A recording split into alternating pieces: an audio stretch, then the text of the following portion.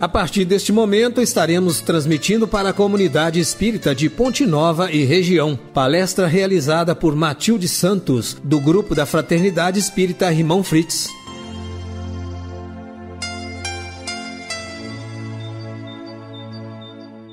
Meus irmãos, é com muita alegria que estamos novamente reunidos para juntos refletirmos sobre os ensinamentos do Mestre Jesus e principalmente construirmos a nossa evolução, a nossa caminhada, os nossos aprendizados, as nossas vivências, com o tema hoje trazido pelo evangelista Mateus no capítulo 7, no versículo de 1 a 5, e no capítulo 10 do Evangelho segundo o Espiritismo, não julgar para não ser julgados. Eis o convite de Jesus. Falamos, meus irmãos, representando o grupo da Fraternidade Espírita Irmão Fritz. Que Jesus nos leve a ter olhos para ver e ouvidos para ouvir. O objetivo do nosso estudo hoje é refletir, sentir os ensinamentos do Mestre e nos preparar para viver este profundo convite realizado por Jesus. São encantadores os contos de Humberto de Campos, irmão espiritual, em que acompanhamos sempre a fala, o contar da trajetória dos nossos irmãos discípulos do Cristo, na época em que o Mestre caminhava conosco. Humberto de Campos nos conta que Simão Pedro, inclusive trajetória contada na obra Boa Nova, no conto A Negação de Pedro, que Jesus, ao se preparar para lavar os pés dos seus discípulos, vê que Pedro, orgulhoso, não concorda com a submissão do Mestre e a lição que ele buscava dar. Amorosamente, Jesus esclarece sem julgar a Pedro que ainda para o discípulo é necessário o auxílio do Mestre e que nunca deve querer ser melhor que seus irmãos. De espírito inquieto e inexperiente, Pedro não compreendia as exortações do Cristo. E Jesus então lhe diz: ainda não te encontras preparado para seguir-me, Pedro. O testemunho é de sacrifício e de extrema abnegação, e somente mais tarde entrarás na posse da fortaleza indispensável. Diz-lhe então o Mestre, diante da indignação de Pedro ao dizer-lhe que o apóstolo negaria por 3 vezes, asseverou com doçura Cristo: não, Pedro, não te suponho ingrato ou indiferente aos meus ensinos, mas vais aprender ainda hoje que o homem do mundo é mais frágil do que perverso. Nas hesitações de Pedro do livro Luz Acima, nós podemos perceber claramente essa hesitação que era não só de Pedro, mas também nossa, né? Veja uma passagem, inclusive, conduzida, contada aí neste livro, psicografado por Chico Xavier. Bateu à porta da Casa do Caminho, que Simão Pedro dirigia logo após o desencarne de Jesus, uma infeliz pecadora que fora lapidada. As senhoras que ali trabalhavam em auxílio se retraíram ante aquela presença desventurada. E o apóstolo, atingido no íntimo pelo preconceito, sentindo ânsias de pedir para que ela se fosse, recorre à inspiração do Mestre. Diante das resoluções propostas por Simão de julgá-la, mostrar-lhe a extensão de seus erros e de seus padecimentos, o Mestre então lhe intui esclarecendo: Pedro, para ferir e amaldiçoar, sentenciar e punir, a cidade e o campo estão cheios de maus servidores. Nosso ministério ultrapassa a própria justiça. O Evangelho, para ser realizado, reclama o concurso de quem ampara e educa, edifica e salva, consola e renuncia, ama e perdoa. Pedro, então, sentindo aquela onda de amor e de luz, abre a casa acolhedor, aceitando como irmã a mulher sofredora. As hesitações de Pedro são as nossas próprias hesitações, em nossa jornada diante das resoluções que devemos tomar para construir a nossa própria fortaleza espiritual. A nossa irmã, Dona Isabel Salomão de Campos, diretora-presidente da Casa do Caminho e Juiz de Fora, numa orientação da doutrina espírita sobre o julgamento, nos diz: nestes momentos em que as mensagens do Cristo alcançam o nosso mundo interior, nos facilitando o entendimento para com o trabalho de amor e fraternidade vivenciado por Jesus, nós temos que agradecer a doutrina dos Espíritos que nos clareia a mente, o entendimento, a razão. Lembrando sempre a mente que o entendimento e a razão, ela nos lembra e nos leva sempre ao Mestre, que é o nosso caminho, a nossa verdade, que Ele é a nossa vida. E Ele também nos diz: não julgueis, dai de comer a quem tem fome, vestir o nu, fazer aquilo que gostaríamos que nos fizessem. Eis o nosso desafio como espíritas: dar o pão do corpo e o pão do espírito sem julgar, sem querer decidir a vida do nosso semelhante, orando e estudando a doutrina espírita com amor e discernimento. As verdades de Deus vão clareando as mentes quanto às verdades maiores, e assim cada um vai encontrando o próprio caminho. Tenhamos a certeza de que todos chegaremos a progredir. Eis aí o nosso convite, pois a dor é grande, meus irmãos. Auxiliemos sem julgar. A dor não escolhe pessoas, nem níveis, nem crenças, nem cultura. O sofrimento vem nos acordar. Deus é amor. Jesus é nosso médico. Não nos esqueçamos a mensagem do Cristo: eu sou o caminho, a verdade e a vida. Com essa fala da nossa irmã, nós podemos perceber que cada dia é uma oportunidade divina de exemplificar os ensinamentos do Mestre. O ano que inicia nos traz a oportunidade única de servir e amar, trabalhar e esperar pacientemente o tempo de cada irmão, perdoando sempre. E desta forma, construiremos a cada minuto a nossa caminhada evolutiva. Na questão 243 dos Livros dos Espíritos, nós percebemos e captamos claramente que a verdade é relativa, tanto na terra como no céu. Vejam que, se o Cristo é o caminho, trilhemos então por ele. Se o Cristo é a verdade, busquemo-la. Se o Cristo é a vida, respiremos nela. Não se pode dar alimento a uma criancinha de meses, qual que usam os adultos.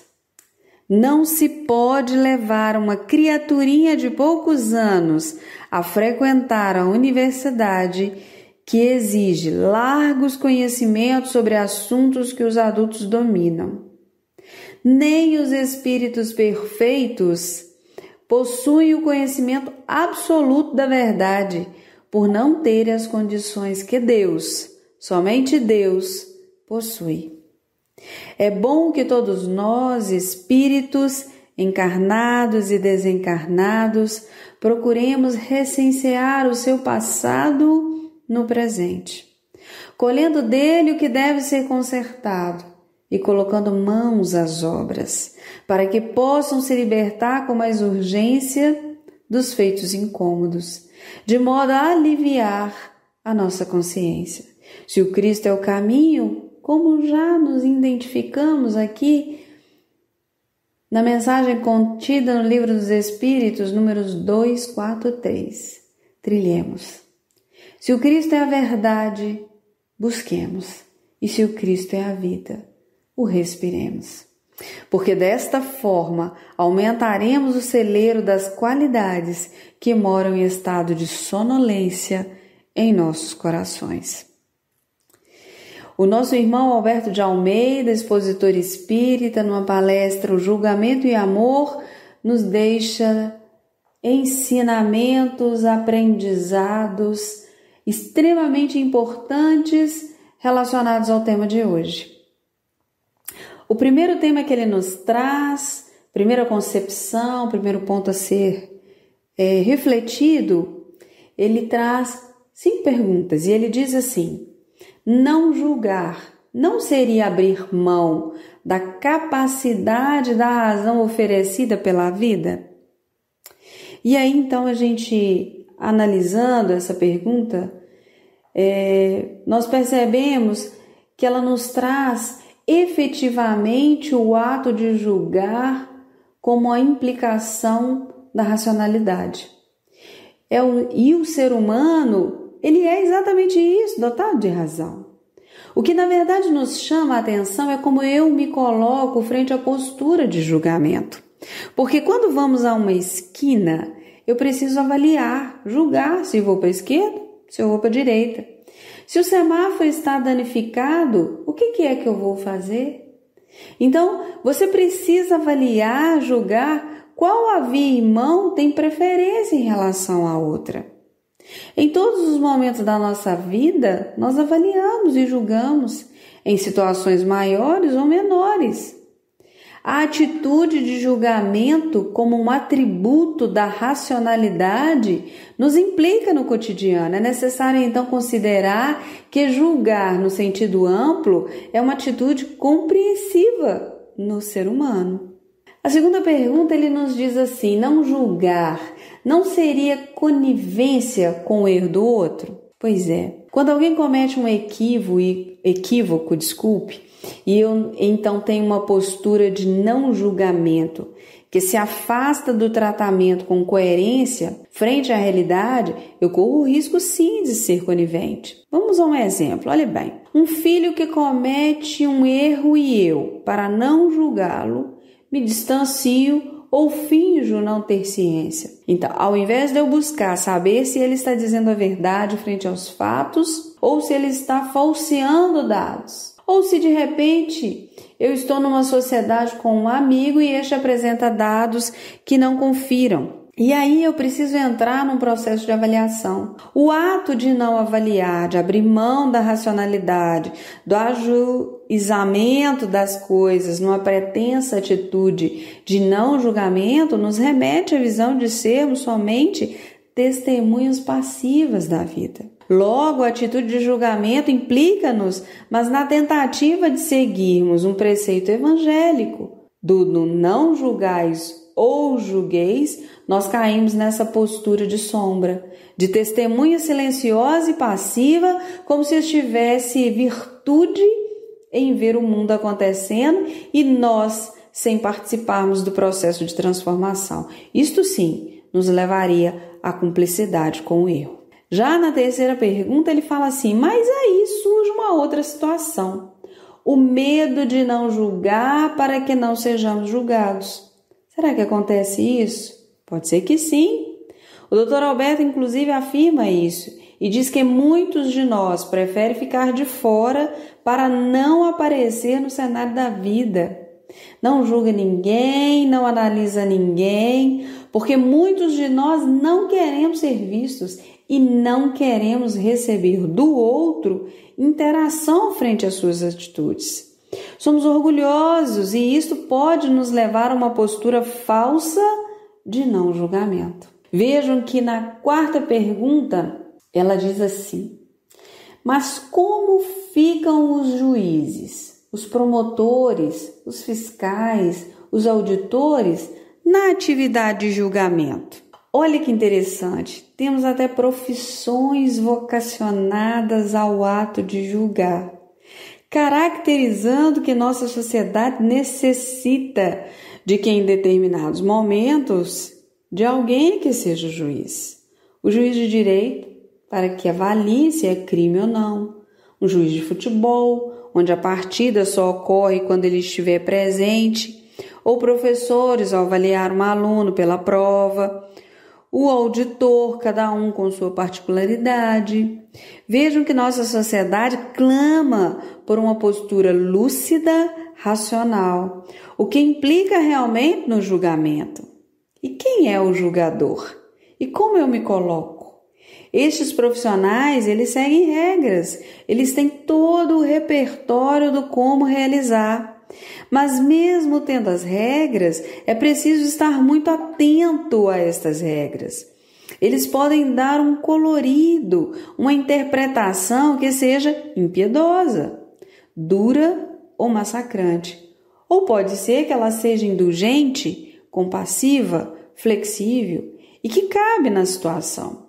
O ato de julgar, seja de um profissional ou não, está intrinsecamente relacionado a quem está neste lugar, a como vou me comportar diante da situação. Como é minha pegada diante de alguém que comete um erro, diante de um equívoco do filho ou do nosso colaborador, de um amigo que trai nossa confiança. Eu avaliei, identifiquei o erro, e aí qual a minha postura? Eis aí o aprendizado que mais vimos com Jesus, o da justiça com misericórdia. Mas vamos pensar bem, um juiz íntegro e um juiz imaturo. O que seria um juiz, o comportamento, na verdade, do juiz íntegro? Então vamos pensar, o que seria o comportamento de um juiz íntegro? Ele agirá com justiça e misericórdia. E de um juiz imaturo, poderá agir somente com justiça, sem flexibilidade. Justiça e misericórdia. É possível viver esta aparente dualidade? Essa então é a quarta pergunta. Justiça e misericórdia no ato de julgar. Esse é um ponto fundamental e eu acho que o maior aprendizado que nós temos que trazer hoje. Mas como fazer isso? É interessante porque estas duas virtudes precisam estar acopladas. Se eu for só justo e não misericordioso, eu corro o risco de ser implacável, ser duro, ser justiceiro. Se eu tentar ser misericordioso sem a justiça, sem considerar o direito de cada um, eu corro o risco de ser conivente, de ser cúmplice. Então, é necessário na balança da justiça comparecer à misericórdia. E é necessário na balança da misericórdia a justiça presente. Estas duas asas provocam equilíbrio, seja o magistrado que está preparando a peça para lavar a sentença, ou dentro de nossa visão pessoal, uma pessoa trabalha conosco em nossa casa e cometeu um erro.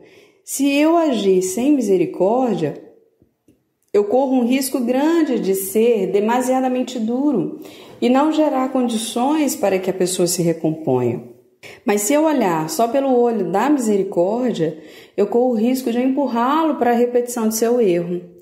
Muitas pessoas que operam na tentativa de amar, operam somente pela misericórdia e aí não conseguem fazer o processo de educação do filho, dos empregados, dos colaboradores.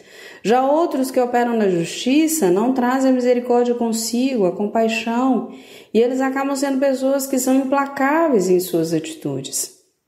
Temperar as duas virtudes nos levam à conexão com o divino.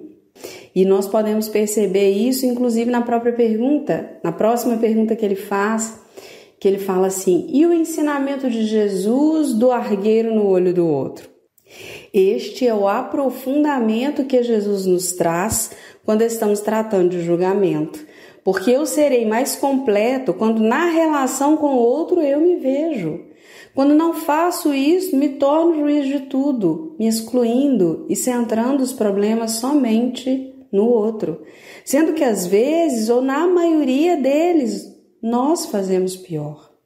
Jesus foi muito lúcido, nos ajudando a entender que a atitude de julgamento não é um ato simplório de avaliar, condenar, executar. Não é esta a postura. A postura é de entendimento em como posso educar o outro a partir de mim mesmo. Porque o argueiro que está no outro, ele fala também de uma trava que está no meu. Porque o olho do outro, sem me ver, eu vejo, como se o outro fosse o errado, fosse o frágil, o desumano, o cruel, como se não tivéssemos isto dentro de nós. A fala de Jesus é para nos vermos no lugar dos outros. Quando não nos vemos no lugar dos outros, quando não fazemos isso, nós tendemos a ser muito intensos com o outro. Na verdade, ainda não conseguimos olhar nossa trave e aí queremos ser tão fortes e queremos justiça. Então Jesus nos chama, olha para você primeiro, depois olha para o outro. E aí a gente então começa a perceber a grandiosidade do amor do Cristo, porque a gente então começa a julgar através de Jesus. E a gente com certeza vai ter o maior aprendizado disso em um dos momentos mais emblemáticos que aconteceu na história da humanidade, que foi na época em que Jesus esteve conosco e em sua caminhada ocorreu um grande julgamento, como um plebiscito, aonde a multidão deveria se manifestar frente a duas propostas, e essas duas propostas envolviam a figura de Jesus e a figura de um revolucionário comum chamado Barrabás. Havia naquela circunstância uma ideia política com a visão de manipular o povo no sentido de crucificar Jesus. Barrabás não era tão importante, o que queriam realmente era crucificar o mestre, pois ele trazia uma proposta nova, diferenciada. Era uma proposta ousada que embutia em si a justiça e a misericórdia. Uma proposta ousada a ponto de amar os inimigos, de tratarmos todos como irmãos e termos no supremo amor ao divino a necessidade de podermos expressá-lo com quem caminhasse conosco, ainda que não fosse da nossa etnia, da nossa religiosidade. Era um homem acima de seu tempo. E foi nessa circunstância que a figura de Pilatos surge na conta de um juiz e apresenta Jesus e Barrabás ao povo para que o povo pudesse escolher. Segundo a tradição, Roma deveria liberar um membro, já que era Roma quem decidia sobre a vida ou a morte. Os sacerdotes não tinham poder legal para decidir sobre a crucificação de Jesus. Eles precisavam da aprovação de Roma, e é nessa circunstância em que então se celebrava a soltura de uma pessoa. Na época, dando-lhe a alforria que Pilatos apresentava as duas figuras. Mas é importante dizer que quando ele apresenta Jesus, ele diz: eis o homem. Na celebração final para o povo, após fazer a escolha final por Barrabás, sobraria só a figura excelsa de Jesus. Um homem com certeza acima de todos os homens, acima de seu tempo, que faria com que o juiz lavasse as mãos, mas não conseguiria lavar a consciência. Esta mensagem ecoa até os dias de hoje. Jesus na cruz e Barrabás livre, porque há dentro de nós um Barrabás e um Jesus. Existem duas dimensões, um sagrado, que nos propõe a lei de amor, e um profano, que nos propõe a vida de prazeres, das sombras, do crime. Há dentro de nós um ajuizamento onde não podemos lavar as mãos, porque a consciência fica suja. Quando fazemos a escolha de liberar Barrabás e centralizar Jesus, crucificando, enjaulando, retardando sua manifestação em nós. Porque matar Jesus foi matar o corpo, não foi matar a ideia, não foi matar a proposta que até hoje cresce na Terra. Nós fazemos isso no nosso mundo íntimo. Há dentro de nós um Barrabás e um Cristo interno que, vez ou outra, nossa consciência fica entre os dois. Ela sabe que Jesus é inocente, ela sabe de que lado está a verdade e deixa-se vencer pelo ego, pelo poder como Pilatos. E corrompemos, porque nós corremos o risco de ficar com o ego e abandonar a consciência lavando as mãos. Por mais que o ego lave as mãos, não consegue liberar a consciência. a pulsão da consciência que nos inclina para Jesus e para o nosso Cristo interno. E todas as vezes que soltamos Barrabás, criamos um conflito interno, porque ele existe. E nós precisamos acolher Barrabás, dar a ele o processo educativo da transformação. Nós não podemos liberá-lo trancafiando Jesus, crucificando Jesus. Precisamos liberar Jesus em nosso interior para que ele converta Barrabás. Precisamos acionar o Cristo interno a fim de que o Barrabás interno se converta ao cristianismo interior. Precisamos permitir que o nosso sagrado interior faça o movimento da persuasão, da transformação e sublimação da nossa dimensão escura, da nossa dimensão de sombras, e que nossa consciência, fazendo este movimento, libere o ego para ter saúde. E quando ele tentar seguir outro caminho, viverá a experiência da culpa e, como Pilatos, muitas vezes lavaremos a mão.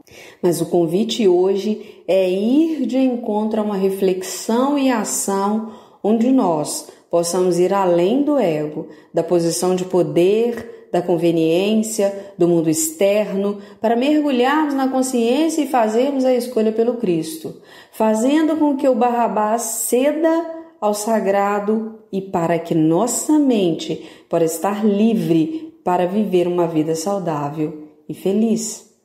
Não deixemos que o nosso Barrabás interno seja liberado.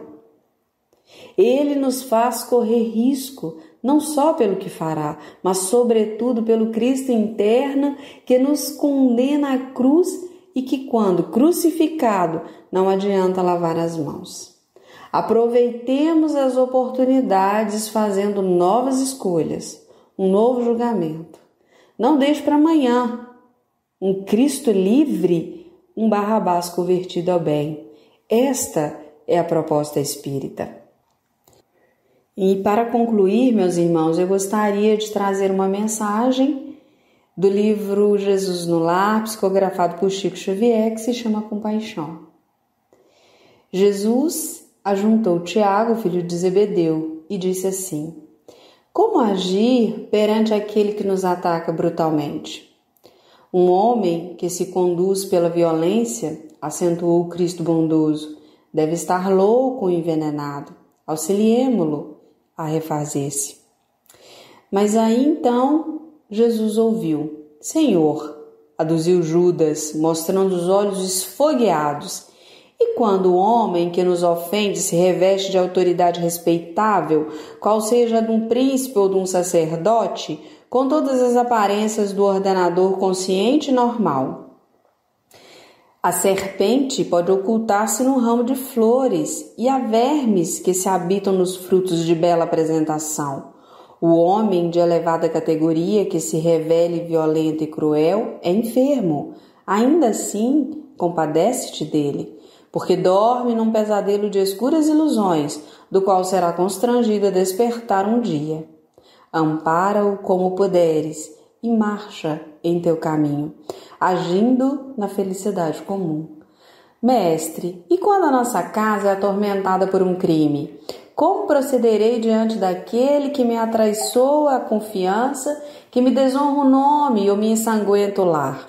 Apiada-te do delinquente, de qualquer classe, elucidou Jesus, e não desejes violar a lei que o próximo desrespeitou, porque o perseguidor e o criminoso de todas as situações carrega consigo abrasadora fogueira. Uma falta não resgata outra falta, e o sangue não lava sangue. Perdoa e ajuda. O tempo está encarregado de retribuir a cada criatura de acordo com seu esforço. Mestre, atalhou Bartolomeu, que fazer do juiz que nos condena com parcialidade? Tem compaixão dele e continua cooperando no bem de todos os que te cercam. Há sempre um juiz mais alto analisando aqueles que censuram ou amaldiçoam, e além de um horizonte, outros horizontes se desdobram, mais dilatados e luminosos. Senhor, indagou Tadeu, Como proceder diante da mulher que amamos quando se entrega às quedas morais? Jesus fitou com brandura e inquiriu por sua vez: os sofrimentos íntimos que a dilaceram dia e noite não constituirão por si só aflitiva punição? Fez-se balsâmico silêncio no círculo doméstico, e logo ao perceber que os aprendizes haviam cessado as interrogações, o Senhor concluiu com muita brandura e amor: se pretendemos banir os males do mundo, cultivemos o amor, que se compadece no serviço que constrói para a felicidade de todos. Ninguém se engane, as horas são inflexíveis instrumentos da lei que distribui a cada um segundo as suas obras. Ninguém procure sanar um crime praticando outros crimes, porque o tempo tudo transforma na terra, operando com as labaredas do sofrimento ou com o gelo da morte. Como nos disse a nossa irmã Madre Teresa de Calcutá, quem julga as pessoas não tem tempo para amá-las. Muito obrigada, meus irmãos, pela oportunidade da palavra. Que Jesus nos ampare e nos fortaleça sempre. E que assim, com a certeza da tua presença, nós tenhamos sempre a gratidão e a busca constante pela nossa evolução. Fraterno abraço, meus irmãos.